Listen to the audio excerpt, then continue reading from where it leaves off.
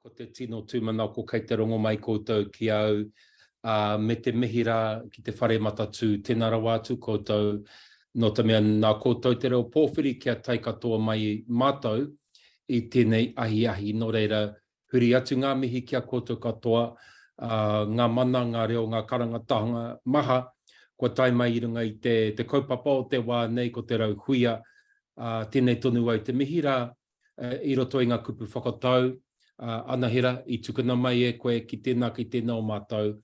No reira, mauri ora ki te kaupapa, mauri ora kia tātou katoa.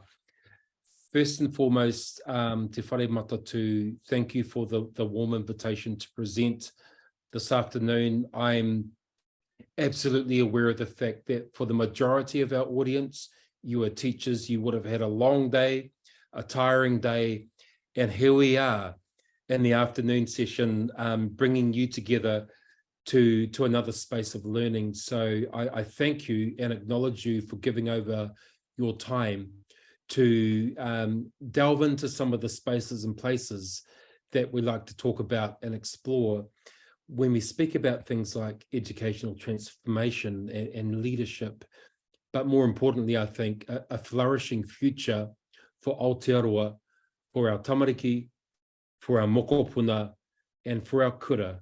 So I really acknowledge your presence today, and I will do my absolute best, e hoa ma, to keep this relatively concise and to try and ensure, and I hope, that within the 25 minutes or so that I have with you this afternoon, that there are perhaps one or two things that you can put into your kite, that you can pull out again with your students, your akonga, your hapori, your communities, your whānau, your families, of course, and your kura, your schools and your sites of transformation.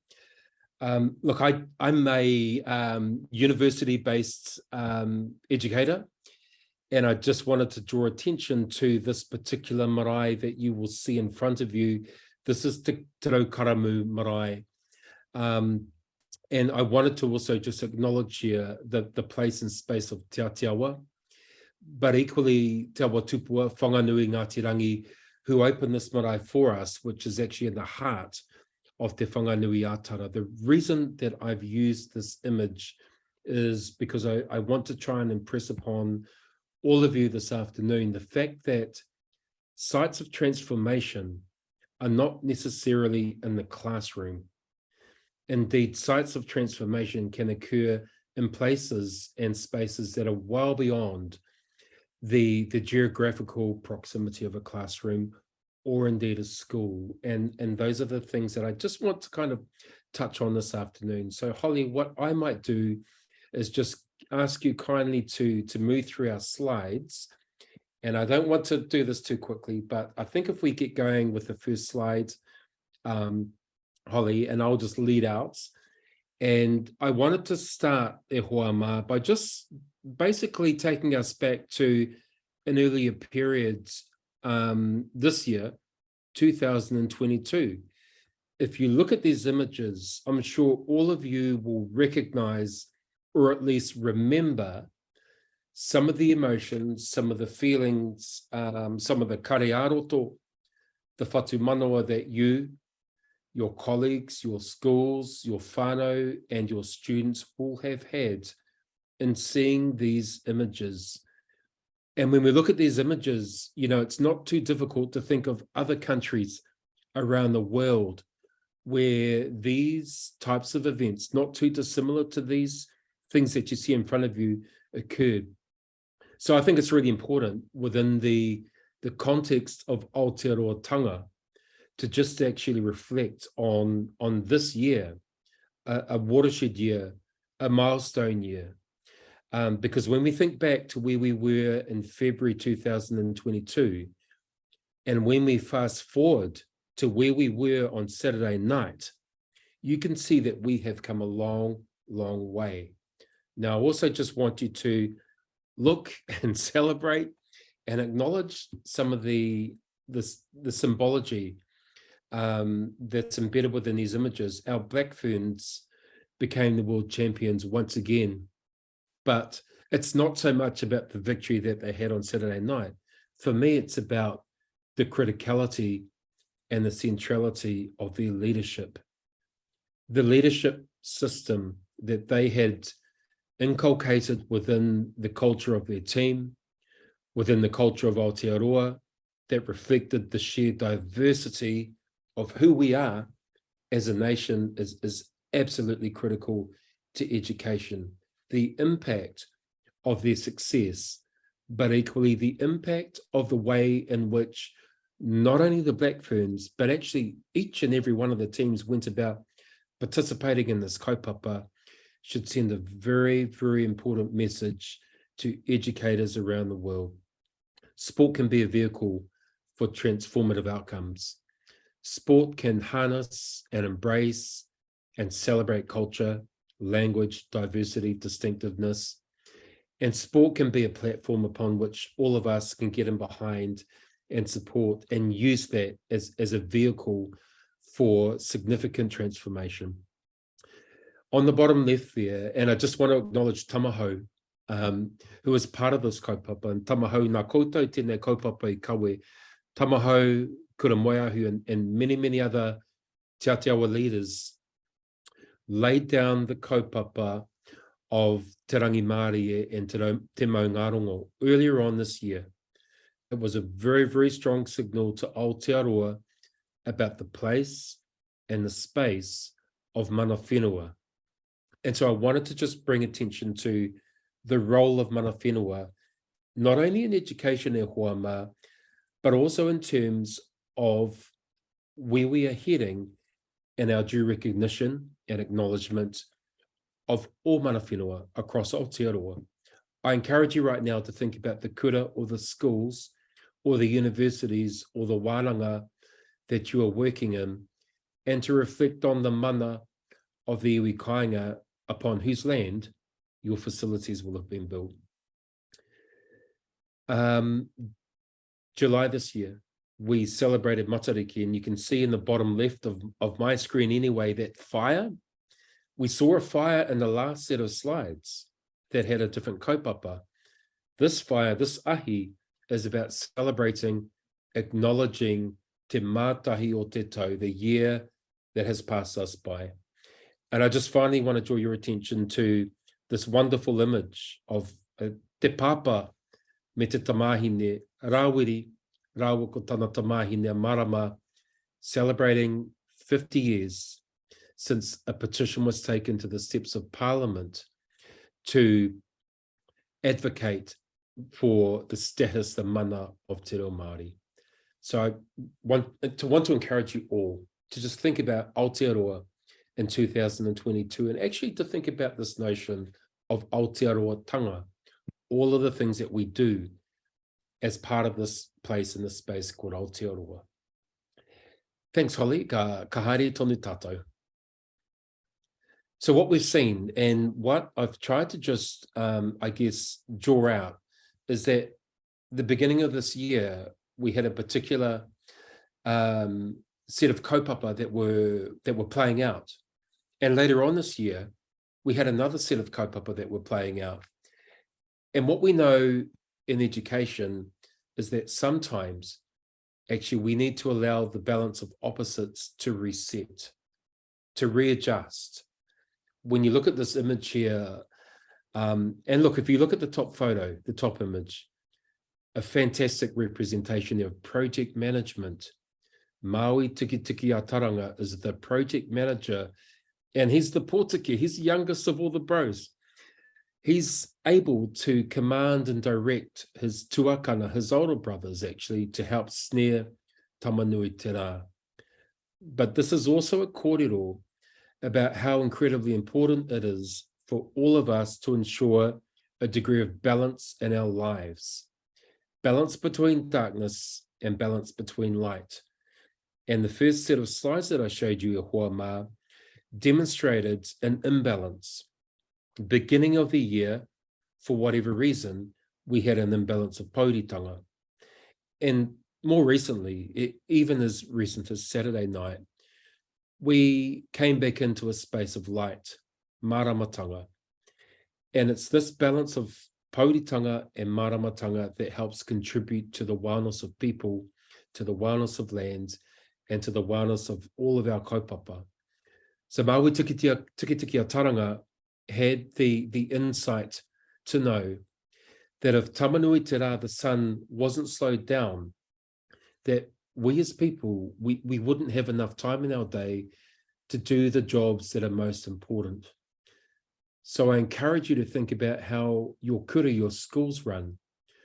Whether you have 6 times 60-minute periods of learning during the day, or whether you're able to slow tamanui te rā down enough to just focus in on 1 or 2 or 3 really important kaupapa that give your students, your ākonga, but equally your teachers, your staff, enough time to deep dive into the hohonutanga of a particular kaupapa.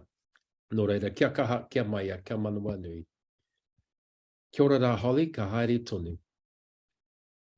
I want to introduce what I'm probably calling a 6-pronged framework about transformative educational leadership. But I actually want to lead into that slide with the statement that we as educators, that we as universities, as kura, as kohanga reo, as teachers, as kaiako, we're best equipped to flourish, and our people, our students, our whānau are best equipped to flourish when we prioritize what matters most to our whānau. And when I say our whānau, I'm referring to the whānau of each and every one of the students that you teach, and each and every one of the students that you have responsibility for. What matters most to them? He hara ngā kaupapa e tino whai pānga ana, tino whai taki ana ki a rātou. We know, and history tells us this in Aotearoa, that education works well when educational leadership models prioritise the things that matter most to our whānau. And I'm just going to carry on now and to look at a framework, I guess, which speaks to this whole notion of transformative education. And thanks, Holly, if you're able to just shift us across to that slide. There are 6 parts to it.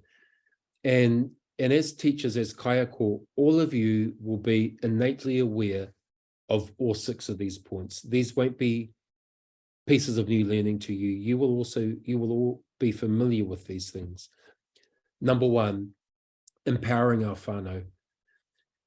So rather than taking an individualized approach and focusing in entirely on one student, thinking about who that student represents, their whānau, their hapu, their iwi, their community, their hapori, their kaitautoko, the people who support them, Māori mai, Pākehā mai, Pasifika mai, ahatu. So what we want to do, e hoa mā, of course, and you know this, is to be able to prioritize the aspirations of whānau and ensure that within the space of education and teaching, we can fulfill those aspirations, those moemoeā. Secondly, drawing attention again to place and space, recognizing where sites of learning are built and established. Now, some of your schools will have been there for maybe 200 years. Other schools may have been on site for 3 years. What's most important is that there is a recognition of the place and space of our mana whenua, first and foremost. Ko waite iwi rangatira o te kura e tū nei koutou. So who are the mana whenua, who are the iwi, who are the hapu upon which your school, your site of teaching stands? And equally recognizing the land, the water, the lake, the ocean, the environment that surrounds you and your community. Sustainable environments are all about transferable education and sending signals and messages not only to your students, but also embracing those communities around you to look after your environment, to commit that kaupapa to the culture of your school, to ensure that whatever you do across all of your procedures, all of your practices, all of your kaupapa, that the taiao, the environment, is prioritized. Te namatua toru pūmau tonu te tiriti, empowering, honouring, giving acknowledgement, recognition, prominence to te tiriti o Waitangi. And I'm not going to use this session e hoama to talk to you about the principles of te tiriti o Waitangi or the articles of te tiriti. As educators, you will already be very familiar with those. You'll know the articles, you'll know the discourse, the discussion about the status of te tiriti. It's a founding document of Aotearoa. It endures and it's honoured actually through the things that you do as teachers, as kaiako in your schools. Your commitment to te reo Māori, your ability to recognise and identify the whānau, the hapu, the iwi, the whakapapa, the ancestry of all of your students. That's you honouring te tiriti o Waitangi. Your ability to recognise the inequities that Māori have encountered as tangata whenua over the past 200 years, that's honouring te tiriti o Waitangi. Your ability to understand the responsibilities and the roles of tangata tiriti and tangata whenua, he pūmautera I te tiriti o Waitangi. And now we get a little bit more localized. We start to talk a bit more about the communities around you, around your kura, your school, your wānanga, your kohanga reo, your intermediate, your primary, your kura kaupapa Māori, your kura aiwi, hapaitia te hapori. What's happening in your community? What are the issues that your community are encountering? What are the wonderful things that your community leaders are practicing and activating to enable your community or your hapori to flourish? Whatever you do in your classroom should reflect the things that are in your community. And we know in Aotearoa that we have a very, very, very diverse range of communities across our nation. So one of the responsibilities that we all have is to understand our community and the needs, the aspirations, and the ambitions therein. Te namatuari ma pikiti ora, prioritizing well-being, that goes without saying, and I'll come back to that kōrero shortly. Finally, as a leader, and we, as Māori in particular, we tend not to draw too much attention to who are and who aren't leaders. We tend to think more about how we can contribute to people, how we can contribute to our kura, our community, our kaupapa. And what we know is that we all have to navigate our own careers, our own realities, our own pathways very, very strategically. Nō reira, hoia tō waka, row your canoe in the right direction. Kia ora rā, Holly, let's carry on.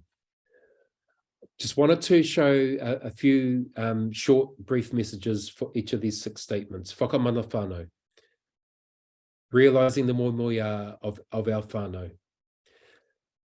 acknowledging and affirming the mana, the cultural identity of every student, understanding where our students come from, understanding their trajectory, understanding where their whānau have come from to be in a site of learning, affirming the mana. Making sure, sorry, Holly, I'll just go back to that one, making sure that educational journeys are not disempowering. If I could just pause there for a moment and reflect on the experiences of my own people from my own iwi. For too long, probably for over 150 years, too many of my own people experienced disempowering educational journeys. We want journeys to be empowering. And finally, and if you see these photos here, learning beyond the classroom is where we're going. We're already there. This is our marae in the sprawling metropolis of Aorangi, just out of Fielding. These are our rangatahi. Learning about their responsibilities, learning about their duties to their marae, and also learning about how a marae functions. There is mātauranga there. There's education. They're not in the school, but this is a site of learning. And when we switch across to see the images from Saturday night, using the poi, there's a mātauranga beyond that. There's a puna of learning and knowledge. So we must encourage our system and our people to be able to embrace learning beyond the classroom. Thanks, Holly. I'm just picking up some images here of where I'm from. Te rohe o Rangitane, te rohe o Manawatu, looking after our environment and caring for our environment. The images are probably enough to show you that we are all kaitiaki of our environments. We all understand the decline of the mauri of places like rivers and spaces like ngāhere. And we have an opportunity through education to empower the care and sustainability of our environment. Kia ora rā, Holly.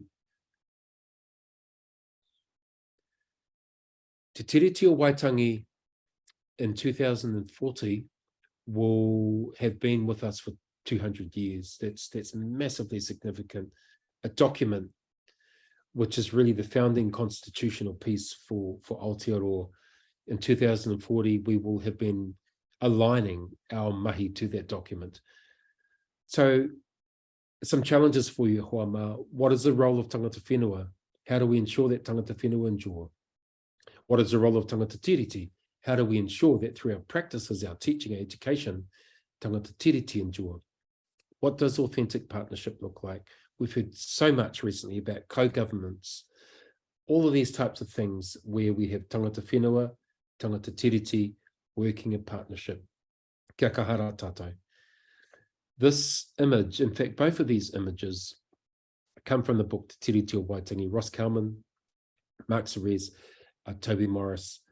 Te Tiriti education is absolutely paramount. So as much as we talk about the fact that the history curriculum in Aotearoa has now been reshaped, we need to also ensure that as teachers, you, us, we prioritize Te Tiriti o Waitangi. We have to also understand that Te Tiriti o Waitangi and the Treaty of Waitangi has some critical differences. Understanding our past and applying it to our future. And the provisions are really all of the actions that you might do as an educational leader within your kaupapa. The things that you do to give effect to Te Tiriti o Waitangi are the provisions. Kia ora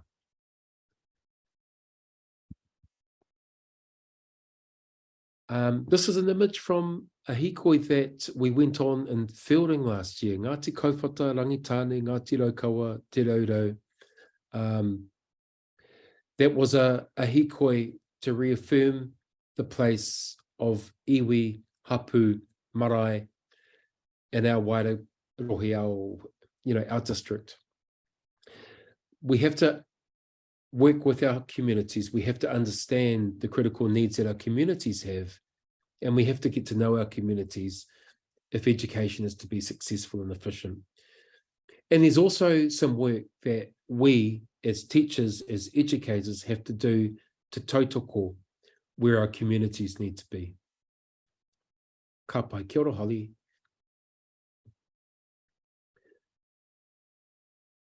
Part of understanding well-being too, from a Māori perspective, is also, I guess, knowing that from a Māori worldview, this notion of mauri, which I would probably define as being the thing which regulates us, which gives life to us, which gives life to our environment, actually can fluctuate and it can change.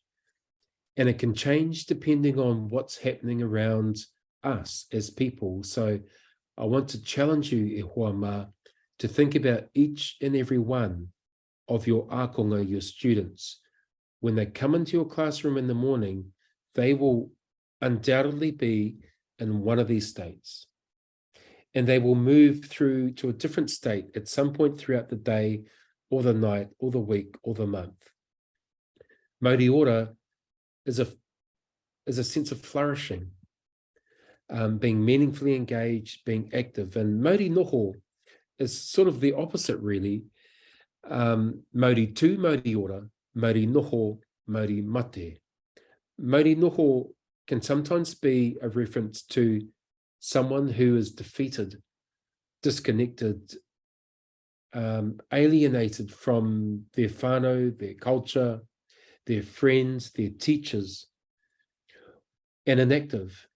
And inactivity can look like a whole range of different things. It's not just a person at the back of the class who's not looking at you. Sometimes Mauri noho is a person who has gone silent. They don't respond to questions. They have stopped working because there are other things on their mind. At other times, you might see students or colleagues, actually, those in your community who might be in this state, mauri rere, unsettled, unbalanced, in crisis. My challenge to you is, what are the tools that you can employ to reset the state in which you might find people and around you? What are the things that need to happen? Obviously, as Māori, we have things like waiata and karakia, and we also have things like going for a hikoi and going outside and settling people, using waiata, for example, to settle and calm people. And Mauri Tau, obviously, is probably the optimized space and place to be in for learning. So one of the reasons that we do karakia and we do waiata to start a class is to settle the Māori of our students, to encourage our students to leave outside the door in the classroom all of the distractions and all of the other things which might be an impediment to learning. Mauri Tau can't be sustained for a long, long period of time. It's momentary.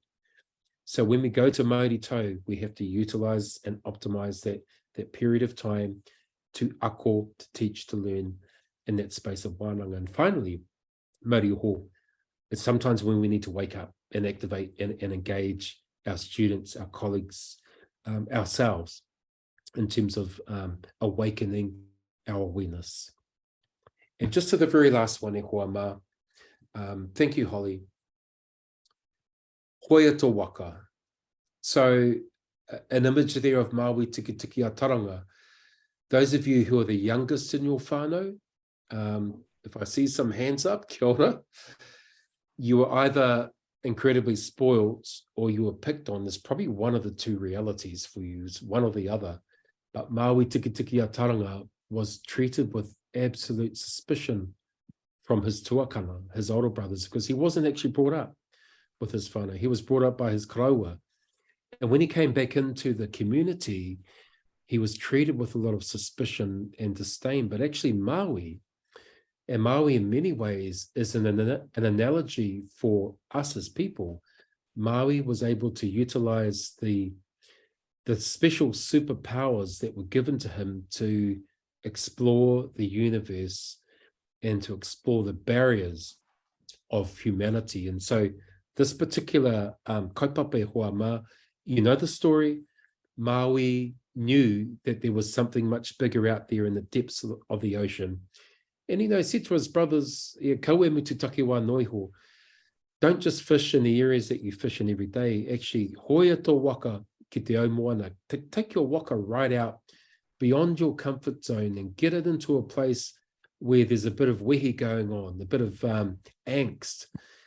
And that's where you'll find your biggest fish. And of course, you know the story, hoa mā. Māui fished up that ika. And that was the ika, or the kaupapa, upon which Māui began to create his new identity. And that's what education is all about.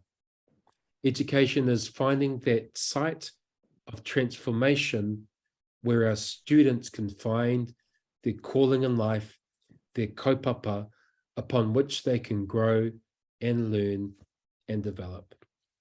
So I leave those six messages with you. This is an emerging framework of hoa mā, bit of work to go yet, but I want to reaffirm that all six of these kaupapa are very, very important parts of a holistic system of education. E hoa mā, I'm conscious of time, and so I'm waiting for the text or the message here, but while I'm waiting for that, I've got some very short qualifiers to share with you. Professor Whara Palmer speaks about mana as being about the potential of other people And look, that's entirely consistent with a Māori worldview, that as Māori, we don't talk about our own mana, but we think about how we contribute to the mana of other people. I want to challenge you to think about the mana of your communities, the whānau of the students that you serve, your colleagues, your kura, the sites of transformation in which you walk in. And that's the first message. Kia ora rā, Holly, we've got a couple more ready to go and then we're finished. And I might end here because I've just got the call here. And this is probably an important place to finish on, that as educators, but part of our mission is to identify the talent, the qualities, the traits, the distinctive energy that our students have, because that's what our tupuna did, that's what our kaumātua did. And indeed, it's our kaumātua and Pakeke who are absolutely experts at recognising the pūmanawa, the talent of our students and our young people. Unlike the current education system, which is to a degree prescribed, a Māori worldview is that we look at the talents, the qualities, the potential, and we wrap a curriculum of learning around them. So thank you, Holly. Please, that's probably us for now. And if you could turn off the slides, I've just got the kari to say our time's running out. E hoama, thank you for giving some attention to this kaupapa today. I hope that within that kōrero, there are some things that you can put into your kete. Nō reira, kia koutou katoa rā, tēnei taku mihi kauatu, kia koutou katoa, a tēnā koutou, tēnā koutou, tēnei te whakahoki atu te rākau ki a koe, Holly. Kia ora tātou.